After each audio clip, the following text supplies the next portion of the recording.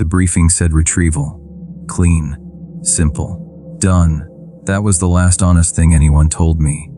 The moment the drill bit hit something that wasn't ice and wasn't rock, my body knew before my brain did. The temperature didn't just drop. It collapsed. 40 degrees in 3 seconds. The air felt wrong. Ancient.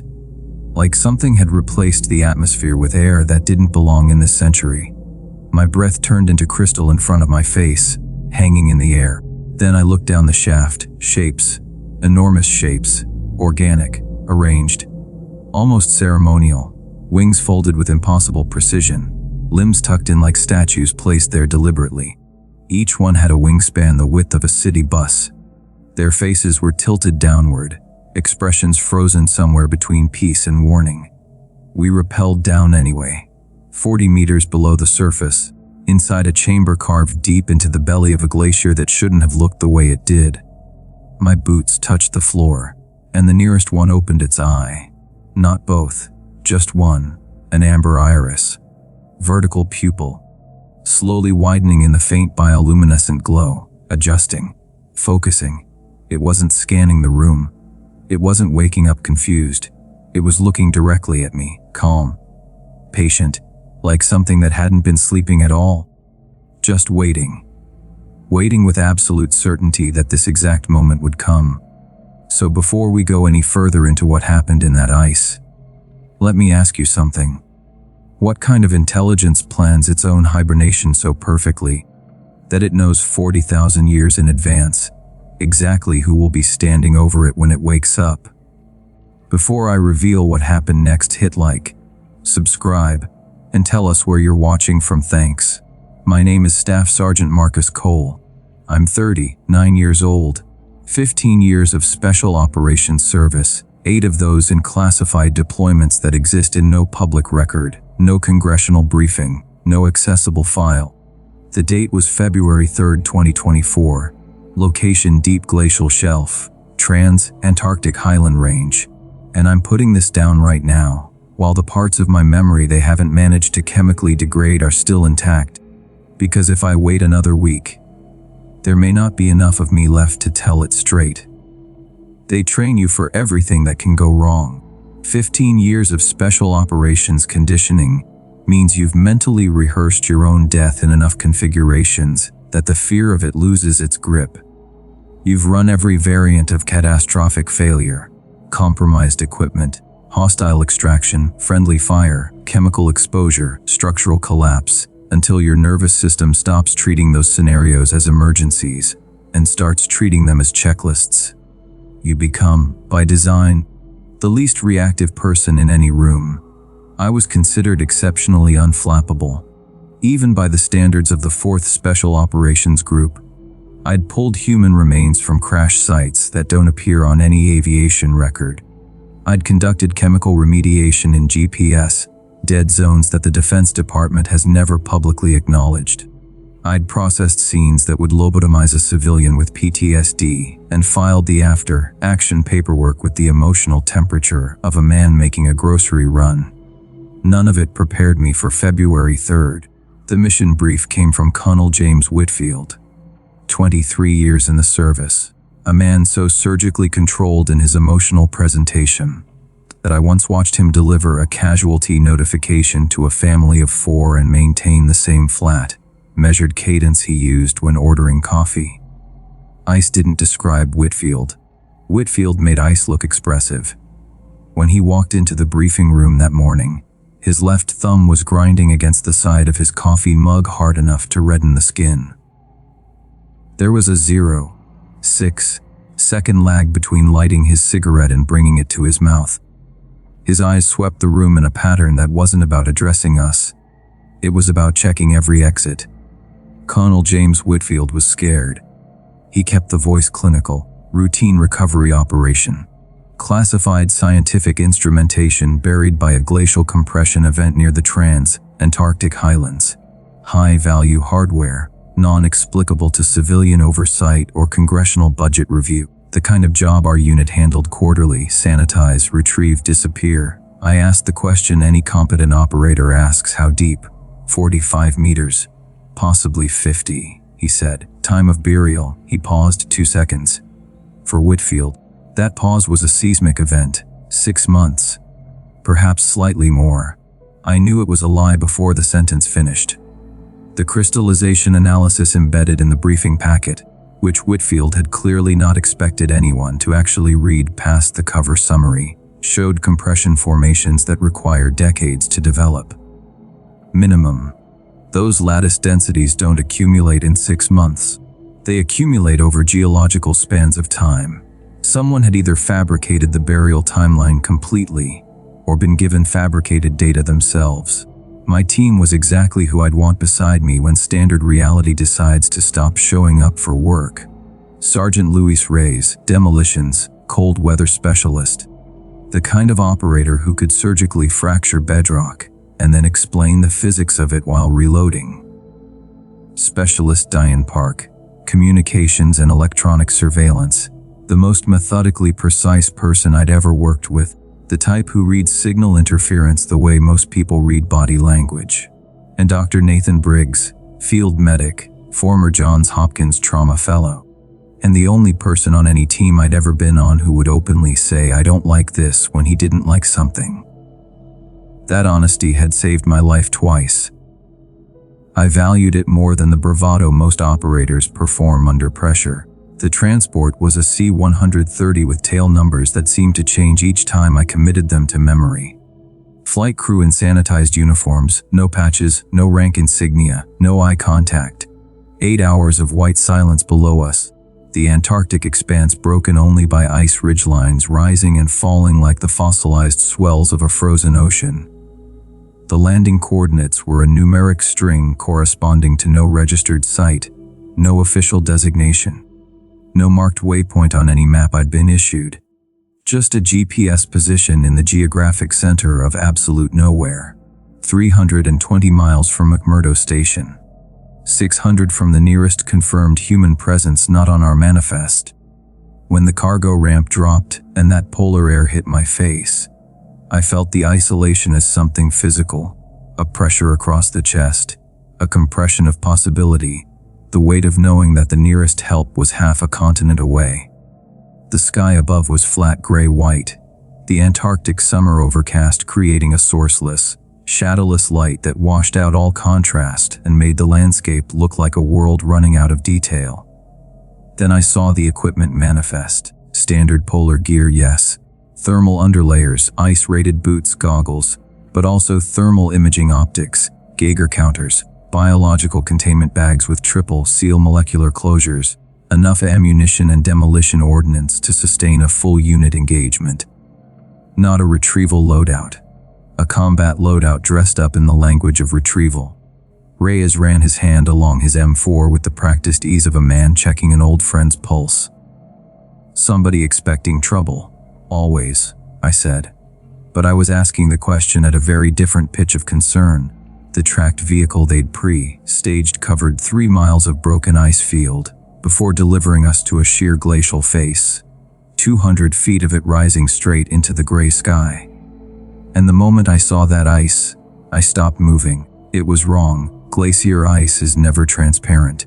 The compression cycle traps sediment, atmospheric debris, air pockets, centuries of accumulated material that turns it cloudy, layered, impure. This ice was translucent, green-tinted, faintly luminous, like an enormous slab of sea glass that had been polished from the inside out. You could almost see into it, almost. Park had her instruments calibrated inside 4 minutes. She didn't speak for a moment, just stared at the readout with the particular stillness she adopted when reality was showing her something that didn't add up. "Tell me what you're reading," I said. "Active electromagnetic interference," she said. "Not residual. Drawing power from somewhere. Something under there is currently running on a live power source." I did the math in my head. 6 months of burial. Generator fuel depletes in weeks. Batteries drain. Solar requires light.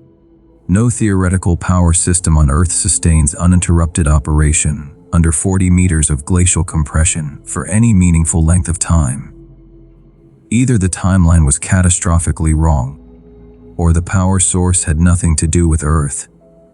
Briggs came around the vehicle holding his atmospheric sensor at arm's length, his expression vacant in the specific way of a man whose brain has just processed information it's refusing to accept. "Temperature gradient is inverted," he said. "It's 40 degrees colder at depth than at surface level.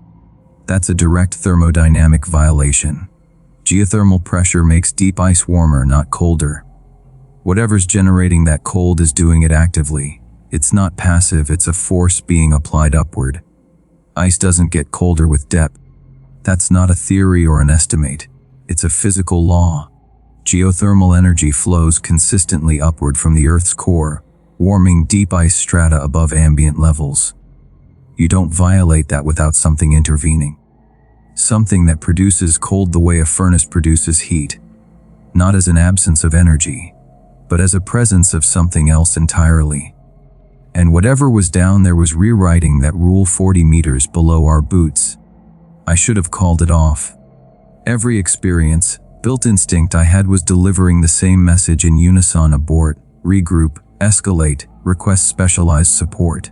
Let someone with more information and better resources make the next call. Instead, I thought about Whitfield's shaking hands, about the falsified crystallization data, about biological containment bags and combat ammunition on a supposed equipment retrieval. Someone already knew what was in that ice. They just decided we didn't need to know before we went in. And if they already knew, what exactly had they sent us here to do? If someone at the top of your command structure already knew what was buried down there, and still sent you in without telling you, what does that mean about whether they expected you to make it back out? Reyes placed the charges the way he always did, with the unhurried precision of a man who has never once in his professional life allowed urgency to compromise accuracy. Shaped explosive arrays, 6-point configuration, calculated to fracture ice in controlled downward vectors without triggering secondary collapse. He'd executed the same setup in permafrost, in reinforced ice bunkers, in Arctic pack ice during live fire operations. He knew exactly what this procedure looked like when it went right, which is why his expression, when he pulled the test drill bit from the pilot hole, stopped every one of us cold. He held it up without speaking. Clean metal. Not a single ice fragment. Not one particle of debris. Again, I said. He drilled again, 30 centimeters deeper. Same result. The metal came out clean and dry from a hole bored into what should have been some of the most compressed debris, saturated ice on the planet. It's sealing behind the drill bit, he said quietly. The ice is closing as I withdraw. Like it's, he stopped. Didn't complete the sentence. He didn't need to. Reyes set the charges anyway, because that's what you do when the alternative is standing on top of a problem you don't understand and pretending it isn't there. 22 pounds of precision explosive in the 6-point array. We moved to safe distance, 130 meters, positioned behind the vehicle, and he triggered the detonation. It didn't sound like an explosion. It sounded like a tone, a single, sustained, resonant note, as though someone had struck an enormous crystal bell and let the vibration carry out across the entire ice field unobstructed. It rang for nearly 9 seconds, and when the last of that echo finally dissolved back into Antarctic silence, we came forward to assess what we'd opened. The shaft was perfect, not blasted, carved, smooth walls, geometric precision, 20-meter diameter dropping straight down into the heart of the glacier. No rubble pile, no shatter pattern, no scattered debris at the edges. The ice had simply separated along lines so clean they looked as though a machine had spent weeks on them. Then, the cold hit us from below. Not the Antarctic cold we'd been operating in all morning. That was familiar, manageable, part of the working environment. This was something with weight. A cold that pressed upward like pressure being applied from a source, not like temperature falling from a vacuum. The moisture-wicking fabric of my underlayer went rigid. The exhale from Park's mass crystallized instantly and stayed suspended in the air in delicate geometric lattices, defying dispersal, hanging like evidence. The film along the inside of my goggles began to freeze, Reyes stared into the shaft with the expression of a man watching a category that doesn't exist yet form itself in real time. What is that? Not a question. An observation that had nowhere to go. I brought the thermal scope to my eye and aimed it down the shaft. I wish I could tell you the image was ambiguous, that it required interpretation, that there was some reasonable alternate explanation for what the heat mapping was rendering 60 feet below us. There wasn't. Shapes, large and organic, embedded in the ice walls of the shaft, not fallen, not compressed there by geological accident, arranged, symmetrically positioned, oriented with clear intentionality, placed with the care of objects that were meant to be here. Their placement suggested not burial but storage. They had limbs, not primitive biological extensions. Articulated, elongated structures, folded against torsos in postures of deliberate repose rather than violent death. Wingspan architectures. Frames that the human eye processed as wrong not because they were grotesque, but because they were almost familiar. Almost like something you've seen in the carved friezes of a cathedral. Almost like something illustrated in the marginalia of manuscripts so old their authors have been dust for 1,000 years. "They're generating heat," Park said. Her voice had the precision of someone reading a seismograph during an active earthquake. Not residual, active and increasing. "They're getting warmer while I watch." She turned to face me. "Sergeant, whatever is down there is warming itself." That was when I registered the vibration. It had no definable frequency. Not something the ears process on their own. It lived in the sternum, in the chest cavity, in the hollow of the teeth, a rhythm that pressed against the inside of the ribcage like a second heartbeat superimposed over your own. Regular, deliberate, deepening with each cycle. It was breathing, multiple sources, distributed throughout the shaft walls, rhythmic, unified, synchronized, as though whatever had been suspended down there had received a signal the moment our drill first broke the surface, and had been incrementally powering up ever since. I've replayed the decision I made next more times than I can count. Not because I regret it. Regret requires a viable alternative, and there wasn't one. But because it's the kind of decision that lives with you not for being wrong, but for being unknowable. Every operational instinct I had was screaming abort. Everything my tactical training had built into me over 15 years said push forward. Gather data. Don't retreat from a known unknown without intelligence. Those two voices rarely contradict each other that cleanly. The difference this time was Whitfield, his shaking hands. The falsified data in the briefing packet. The combat equipment on a retrieval manifest.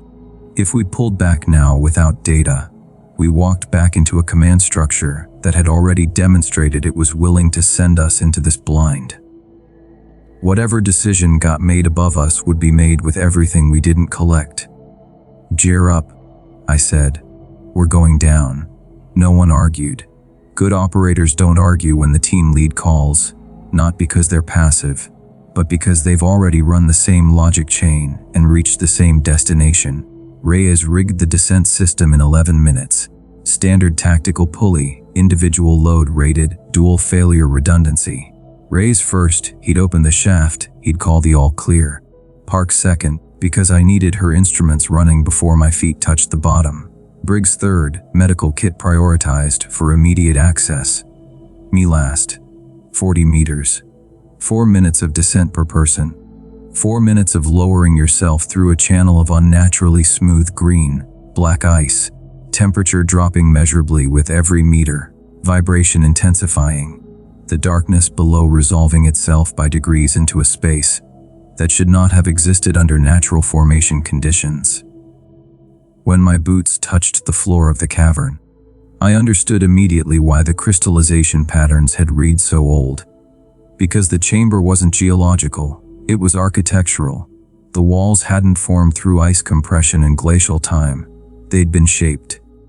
Curved surfaces, load distribution arches, deliberate recesses cut into the structure with an engineering efficiency that any structural professional would recognize as intentional. Illuminated from within by a faint cold bioluminescence, blue, green, emanating from the ice itself, as though photonic energy had been frozen into its molecular lattice alongside everything else, and was only now beginning to release. And lining those curved, engineered, ancient walls, they were suspended in recesses carved perfectly to receive them. Dozens of figures, 20 feet from wingtip to wingtip, faces angled slightly downward. In expressions the front of my brain registered as peaceful, and the back of my brain registered as something it didn't have a label for yet. The nearest one, 3 feet from my position, had its eyes closed. For approximately 6 seconds, it had its eyes closed. Then it didn't. Here's what no one asks. If this chamber was architecturally constructed, not geologically formed, that means someone or something built it specifically to preserve these entities. So who built it, and are they still here? The eye that opened was not a human eye. Not even close. Not in dimension, not in color, not in the mechanics of how it moved. It occupied a face that was close enough to human to trigger recognition in the part of the brain that processes familiar forms, bilateral symmetry, 2 forward-facing eyes, nasal structure, a mouth, and far enough from human that every biological threat detector I have fired at maximum capacity simultaneously. The iris was enormous, pale amber, shot through with internal structures that caught the bioluminescence and scattered it, the way a prism scatters white light. The pupil was a vertical slit, widening as it adjusted to the ambient glow, contracting and expanding with the mechanical, unhurried precision of a high-quality optical instrument. It found me, not the room, not the team. Me, specifically, not scanning, not orienting, not sweeping for threats in the way a newly awakened organism would assess its environment. Just looking, with the complete, steady, zero curiosity attention of something that had already cataloged me entirely in the first fraction of a second and was now simply observing what I would do next. The way you watch a chess piece you've already planned 20 moves ahead of. Behind me, Ray's inhaled. To my left, Park stopped mid, keystroke on her monitoring tablet. Briggs took an involuntary step back, his boot scraping loud and sharp against the cavern floor, and at the sound of it, every figure in every recess shifted, fractionally, simultaneously, as though the vibration had carried through the ice and reached them all. The breathing deepened. Every single one of them inhaled at once. Rourke. Reyes's voice was perfectly level, which in Ray's speak meant he was operating at the outer edge of his threat response capacity and managing it with everything he had. Orders. I didn't have any. For the first time in 15 years of black operations, I was standing in front of something my entire body identified as a threat, and my mind could not construct a response protocol around. You can't tactically engage something you can't categorize. You can't extract, contain, or neutralize something that may have existed before the operational vocabulary of extraction, containment, and neutralization was invented. Every framework I'd spent 15 years building was suddenly inapplicable. I did what operators do when the playbook runs out. I gathered data, Park, readings. Her voice held steady, professionally impressive given the ambient situation. Heat signatures are normalizing across all subjects. They're matching room temperature in real time, which means either they're warming to ambient level or, she paused, the room is warming to match them. Briggs. Atmospheric composition is atypical. Higher than ambient oxygen saturation, suppressed CO2 levels. The air in here has been filtered and maintained, actively maintained. The composition suggests an intentionally regulated environment. A pause. Sergeant, this space was designed to sustain biological life. Designed. That word landed in the silence like a stone hitting still water, spreading implications in every direction. Because designed meant intentional. Intentional meant intelligent. Intelligent meant that what we were looking at was not an ancient organism that had died in a glacier and been accidentally preserved by geological circumstance. This was something that had planned to be here, something that had arranged itself, or been arranged, inside a purpose-built preservation structure, sealed with regulated breathable atmosphere, maintained at precise biological tolerances. waiting with the patience of something that had measured time in units we don't have words for before human civilization developed the concept of a year. The nearest one moved. Not the eye this time.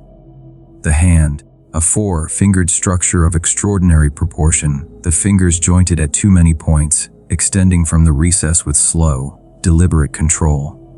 Not the reflex motion of an organism waking disoriented. The controlled, precise movement of something that had decided to move.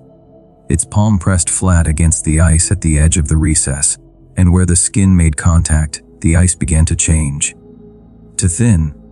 To spread clarity outward in a radius, the green tint fading toward transparency. It was warming the ice with its hand, on purpose, systematically, preparing. Weapons free, I said low and even. Don't engage unless I order it. If I order it, don't hesitate and don't stop. Ray's had his rifle up before the last syllable landed. Park stepped back a full meter, tablet still capturing data.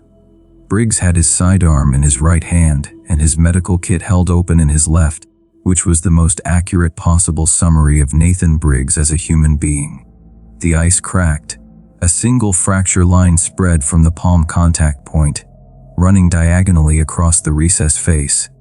And the figure leaned into it, and the ice gave way, not explosively, not in a dramatic shattering. It separated, cleanly, almost cooperatively, the way a door opens when you know the code. The thing unfolded as it emerged. That's the only word that fits. It unfolded. The wings extended first, each one catching the bioluminescent blue, green light and refracting it in cascades of amber and indigo across every surface of the chamber. Then the torso straightened. The head rose. When it reached full standing height, 7 feet, perhaps fractionally more, and spread those wings to their complete span, 20 feet of it arching above us.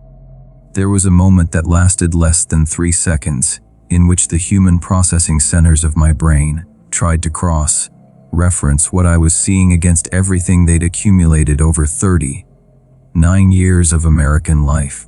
They found matches. That was the thing that put ice in my chest. Not that it was alien. Not that it was wrong. That it wasn't. That somewhere in the accumulated symbolic vocabulary of human civilization, across every continent, every cultural epoch, every artistic and religious tradition, we had been drawing this exact figure for 10,000 years. Carving it into limestone, burning it into stained glass, painting it onto cathedral ceilings in gold leaf and lapis lazuli, encoding it into texts so ancient their languages had been dead for 2 millennia, before anyone thought to write them down. We had been describing this creature since before recorded history, and every tradition that had described it had used names that, in a rational, secular 21st century framework, I would have placed firmly in the category of mythology. The figure looked at all 4 of us, slowly, deliberately, with the same unbothered assessment it had initially directed at me individually, now expanded to take in the team as a collective unit. Then it turned toward the other recesses, the dozens of stilled, sealed figures arrayed throughout the chamber, and it made a sound. Not language. Not sound in the way we normally process it, but structured. The kind of vocalization that carries unmistakable intentional meaning, even to a species that has never heard it. The way certain musical frequencies carry emotional content across every human culture regardless of prior exposure. It was giving instructions. You didn't need a translation to understand that. The other recesses began to crack, simultaneously, across the entire chamber. Sergeant Briggs's voice had moved past professional control into something rawer and more honest. I think we need to. I know, I said, but before I could finish the sentence, before I could give the retreat order that might have changed everything that came after it, my radio opened up, static first, then interference, then a voice cutting through in fragments, garbled, then clearer, then unmistakably recognizable. Specialist Park's voice. Except Park was standing 8 feet to my left. The signal was coming from deeper in the cavern, from the dark beyond the bioluminescent walls, from somewhere further below us that shouldn't have been accessible from the shaft we'd descended. And the voice was telling us, in Park's exact cadence, to come deeper. That there was something we needed to see. If Park's voice was coming from inside this cavern, then what exactly had been left alone with our communications equipment on the surface?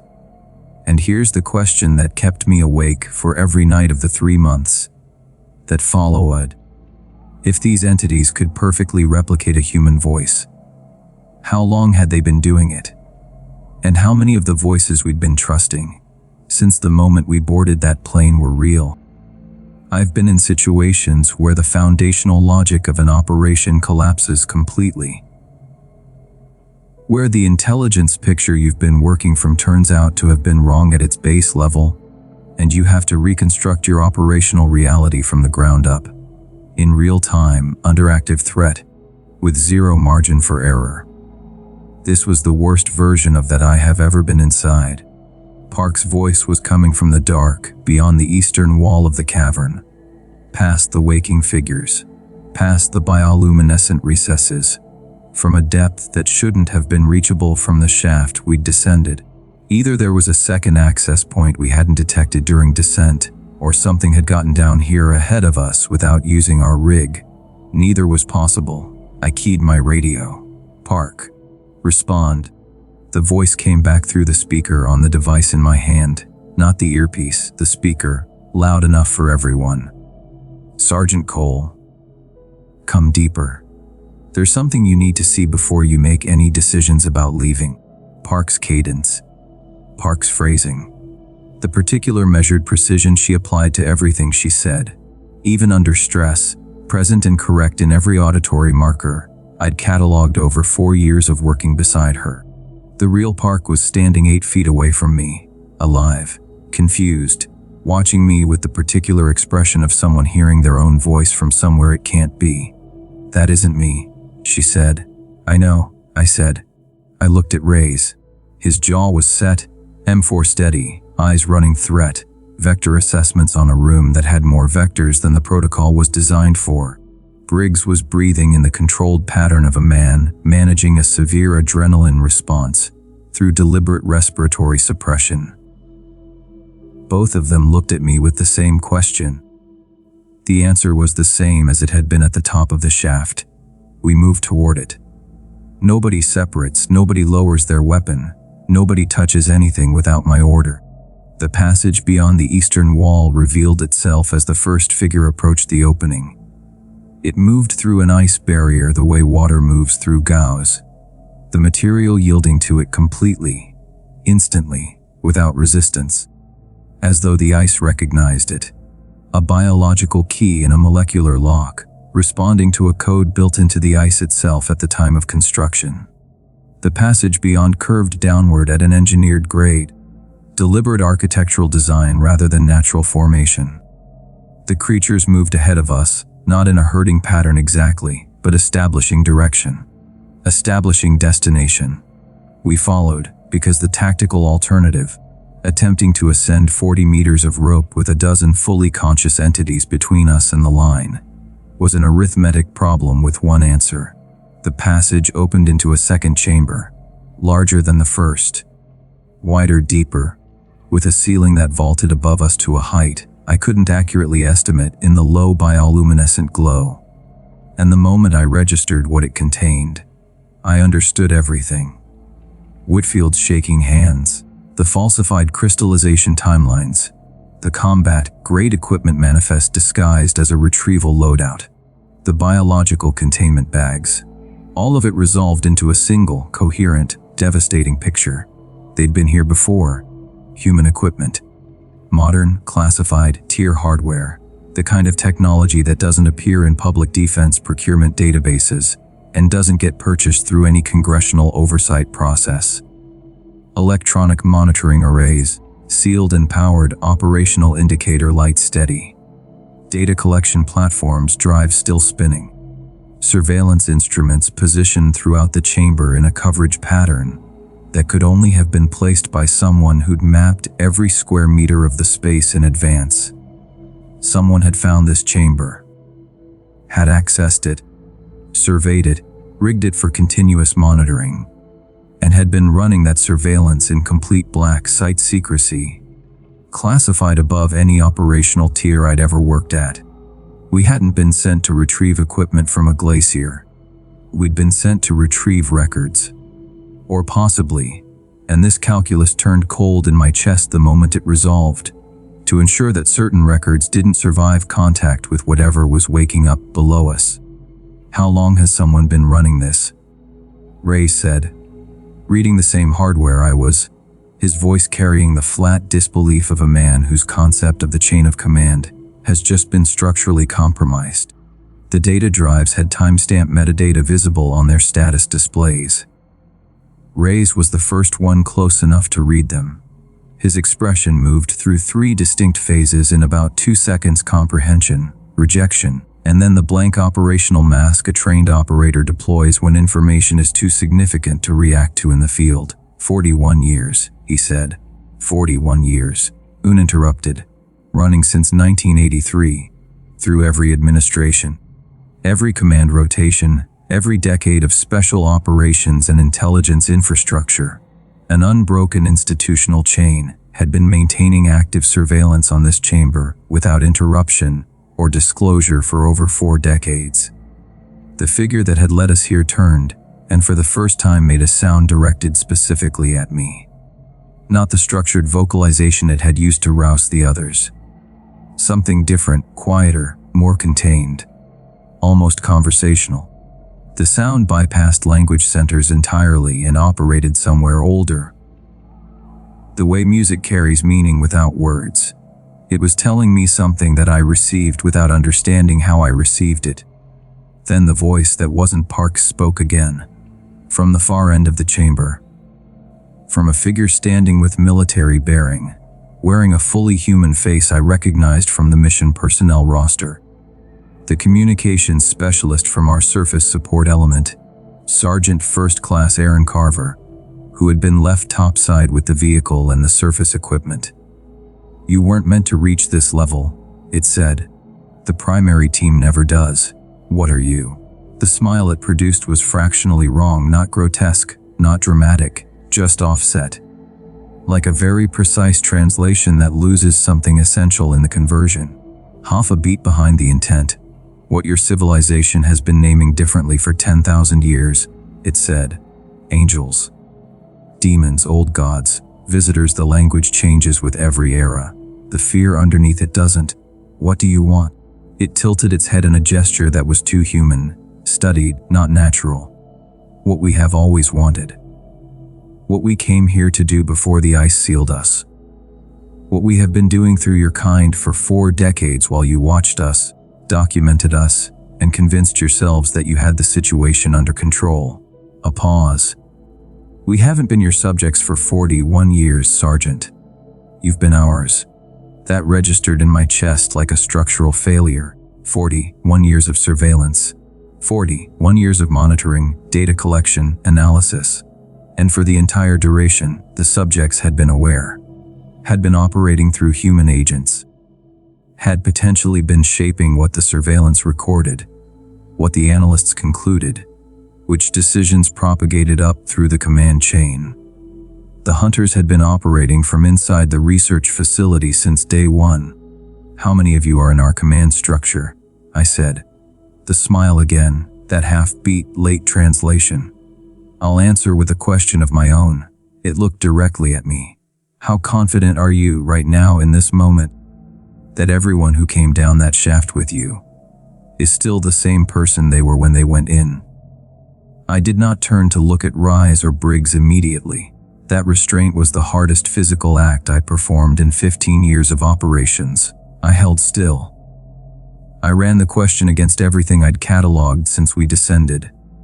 Every behavioral data point, every micro response to the stimuli of the last 40 minutes. And when I finally turned, slowly, deliberately, hand on my weapon, what I saw in Reyes's face answered the question before I'd fully formulated it. "Let me tell you what it looks like when someone you've trusted with your life isn't that person anymore. It's not dramatic. There's no theatrical transformation, no sudden shift in voice or posture. It's a composite. 100 small behavioral deviations, each individually within the range of normal variation, collectively adding up to a signal that your gut processes before your conscious mind catches up. Reyes was standing in the correct tactical position, weapon properly angled, breathing pattern consistent with the situation. He hadn't blinked in 93 seconds. I knew Reyes's stress physiology the way I knew my own. Under high threat, he blinked rapidly, a mild autonomic response he'd never fully suppressed, present in every high-stakes operation we'd run together. In the main chamber, when the first figure had unfolded from the ice, he'd been blinking at nearly double his normal rate. Now there was nothing. Here's what I need you to understand about what it means to realize one of your team has been compromised. And here's the question that will keep you up at night. If they got to rise during our descent, how long had the carrier wave been running before we even touched the surface? Kept my weapon in my hand and my voice as level as I could make it. Raise. Satrap, all clear, Sergeant. The voice was right. The inflection matched. The vocabulary was operationally precise. Every auditory marker I'd spent 4 years cataloging was present, but the response time was 1 seconds. And that mattered, because the correct response to a satrap demand under active threat conditions isn't just a phrase you retrieve. It requires a rapid threat vector assessment first. You look before you report. The processing lag between question and answer should be at minimum 2.5 seconds under these conditions. He'd answered before he'd looked. Briggs, I said, without moving my eyes from Ray's. Left side. Stay close. Briggs moved. The movement was right. The slight hesitation in his gait was right. Fear appropriate for a man who understood what the movement instruction implied. Briggs was Briggs. I was certain of that in the way you can be certain of things that live below language. Instinct accumulated over 4 years of high stress proximity that doesn't rationalize, just knows. The thing wearing Carver's face watched all of it with visible interest. How long, I said. Not to Ray's. Directly to Carver's face. How long has he been yours? He hasn't, it said. He's been influenced for approximately 13 minutes. Your descent provided the proximity exposure the carrier wave needed. We don't convert permanently on contact. We adjust, we modulate. Think of it as interference, Park said, quietly, from behind me. And I heard in her voice the exact moment a technician recognizes what she has been reading in her own data from the very beginning. The electromagnetic interference I was reading on the surface. It wasn't a power signature. It was a broadcast. A carrier wave running up through the ice. Correct, it said. It's been transmitting up through the glacier the entire time, Park said. Probably for weeks before our arrival. Anyone within range for long enough. She stopped. The support personnel at McMurdo, I said. Some of them, it confirmed. The research teams deployed before yours. The monitoring technicians. Colonel Whitfield. That landed like a physical impact. Whitfield's shaking hands. The falsified burial timelines. The contradictory equipment manifest. He hadn't been afraid of what he was sending us into. He'd been afraid of what he was becoming. The tremor in his left thumb hadn't been operational fear. It had been the biological evidence of a man fighting his own nervous system for control of his own body, losing ground by degrees, and knowing it. I processed that in under 2 seconds and returned to the immediate operational problem. Reyes compromised. Command structure compromised. Any backup extraction protocol I'd been trained to activate ran through a communications chain that might be entirely infiltrated. The surface equipment was with Carver, the real Carver, or the entity occupying him, and our ascent rope was the sole physical exit from a 40-meter shaft. But I've been deployed into operationally impossible situations before. The fundamentals don't change with the environment. You assess what you have. You identify what the opponent needs. You find the gap between those two things and you move through it at maximum speed. What they needed was compliance. What they demonstrated repeatedly was that the ice yielded to them, responded to them like a system to its administrator, but had required explosive force for us to open. The shaft was our creation. They hadn't opened it and they hadn't closed it. That was the gap. Briggs, I said. Medical kit. Stimulant injection. Raise. Now, because Park's readings had given me one piece of leverage I hadn't fully processed until this moment. The carrier wave was an electromagnetic broadcast, high frequency, biologically invasive, operating by hijacking the body's own neural electrical system and layering a secondary signal over it, disrupting normal cognition without triggering the biological defenses that respond to chemical or physical interference. But the body's neural electrical system has a countermeasure that no external broadcast is designed to compete with. Flooded, stimulant compounds amplify the body's own electrical output into overdrive. More signal, more noise, more competing current. The carrier wave's influence gets buried under the neurochemical surge the way a distant radio station gets buried under a closer transmitter. Briggs understood instantly. 4 seconds from my order to injector contact against Rice's neck. Whatever calculation the compromised nervous system attempted in response ran too slowly.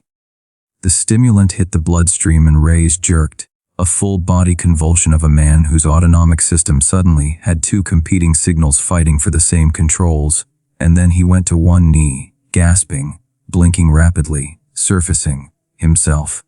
Or close enough. The entities reacted in the same instant. Every bioluminescent surface in the chamber surged. Every figure in every recess shifted simultaneously. The entity in Carver's face took a step forward, and for the first time since we'd spoken to it, the studied neutrality, the superior, patient composure of something tolerating creatures far below its operational tier, broke. It was angry. And then my radio, the dead radio. The device that had been delivering nothing but interference for the past 45 minutes, opened up with a voice I had never heard, clean, clear, no static, no distortion, cutting through every layer of electromagnetic noise in the chamber, as if broadcasting from inside the room itself. Cole. The voice was male, authoritative, unhurried. This is General Warren Morrison. You have approximately 50 seconds before they reacquire this channel. So listen exactly. I pressed the receiver hard against my ear. Everything your commanding officer briefed you on was compromised intelligence. I've been running a parallel asset position on this operation for 6 months, completely isolated from your command chain. I know who you are, what you found, and what they've placed around you. Listening, I said. Every agent they believe they have in your structure. We've been tracking them since insertion. Every position they think they hold, we've watched them hold it. This operation wasn't a recovery mission. His voice dropped slightly. It was a penetration test for a much larger deployment. But we've been building toward this specific moment since 1983. Since before the monitoring equipment in that chamber was installed. A beat. And 20 minutes ago, we detonated a tactical nuclear device in the Ross Sea. A pause that lasted exactly 2 seconds. The EMP reaches your position in approximately. The wave struck like physics had resigned. Every bioluminescent surface went dark at once. Every entity in every recess screamed. Not in human frequency ranges, not in sound waves the auditory system was built to cleanly process, but in something that vibrated through bone and dental enamel, and the soft tissue behind the eyes simultaneously. Frequencies that the body registered as pain before the brain could classify them. The entity in Carver's face staggered. The compromised figures along the walls lost coherence at their edges, their human-adjacent appearances dissolving the way wax portraits dissolve near a heat source. Not all at once, but from the outside in, margins first. Race was on his feet, fully himself, eyes tracking, weapon up. Expression set with the focused calm of a man who has survived enough genuinely impossible situations to stop asking whether the next one is survivable, and start asking what the fastest path through it looks like. Up the shaft, I said. Now, all 4 of us. We climbed. 4 minutes. 40 meters of rope, entities below us recovering faster than any EMP suppression effect should have physically allowed. Because nothing about what had been in that chamber operated by any physical law that had applied at the surface. And as I climbed, one thought ran on a loop that didn't stop for the 4-minute ascent, or the extraction that followed, or the 3 months since. If Morrison had been watching this situation since 1983, and they had been operating through human agents since 1983, then who had been watching Morrison? That question has no clean answer. And the fact that it doesn't, the fact that the chain of compromise has no identifiable end, is the thing that made me realize this story doesn't conclude in Antarctica. It continues everywhere else. If this account got under your skin, if you're already asking questions about what else might be sitting in the ice, waiting, subscribe right now and hit the notification bell. Stories like this one drop every week. The kind of stories that don't make the news. The kind that someone somewhere would prefer you never heard. Don't miss the next one.